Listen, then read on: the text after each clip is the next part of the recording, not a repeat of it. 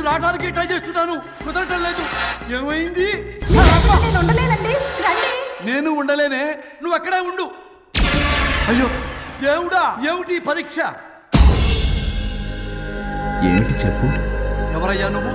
నా బంగారం. నీ భార్యని లోపలికి పంపింది, నిన్నిక్కడ ఆపింది నేనే. ఎవరు రాజా మీరు? చూడటానికి చాలా పెద్ద మనిషిలా ఉన్నారు. మొగుడు పెళ్ళాలు విడదీయటం తప్పు కదా, అది తెలియదా మీకు? ఇంతకీ మీరెవరు సార్? పంపతీసి దేవుడు కాదు కదా?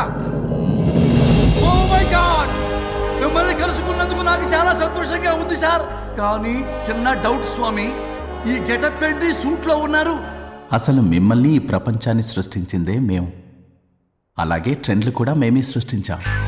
మాకు బోర్ కొట్టి వదిలేస్తే మీరక్కడ కొత్త ట్రెండ్ కింద వాడుకుంటున్నారు.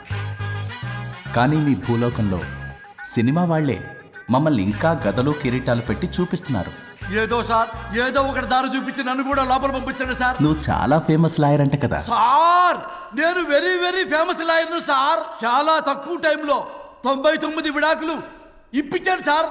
ఇంకొకటి కానీ చేసి ఉంటే Guinness book of world record లో ఉండేవాడిని సార్. గోవా ట్రిప్ నుంచి వెనక్ గాని వచ్చి ఉంటే అది కూడా అయిపోయాయి సార్. అదే ఇక్కడ ప్రాబ్లం కూడా. నువ్వు 99 విడాకులు ఇప్పించావు. వాటిలో సగానికి పైగా చిన్న చిన్న కారణాలతో నీ దగ్గరికి వచ్చిన వాళ్లే. నువ్వు నీ స్వార్థం కోసం, నీ రికార్డుల కోసం వాళ్ళని విడగొట్టావు. అది నా వృత్తి స్వామి. వర్క్ ఈజ్ వర్షిప్ అంటారు కదా, అది కూడా తెలియదు మీకు? వృత్తిలో వృత్తి ధర్మం ఉంటుందని నీకు తెలియదా? సారీ స్వామి, ఈ ఒక్కసారి క్షమించు, లోపలికి పంపించండి. ఓకే, పంపిస్తా. కానీ దానికి నువ్వు ఒక పని చేయాలి. ఏంటి స్వామి?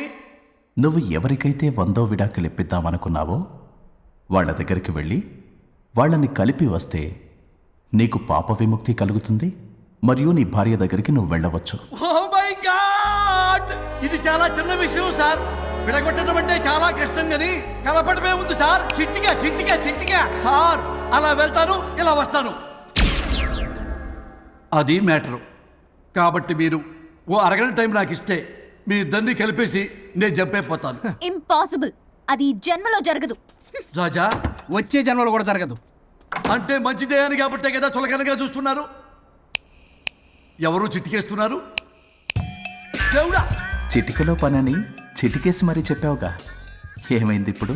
మార్నింగ్ ఆఫీస్కి వెళ్ళే టైం కాబట్టి వాళ్ళు కంగారులో నన్ను పట్టించుకోలేదు. కావాలంటే డైరెక్ట్ గా ఆఫీస్కి వెళ్ళి మ్యాటర్ ఈ రోజే ఫినిష్ చేస్తాను. దేవుడా, తానొకటి తెలిస్తే దైవం ఒకటి కలుస్తాడు, తెలుసా సామెత? మరి నువ్వేం తెలుస్తున్నావు?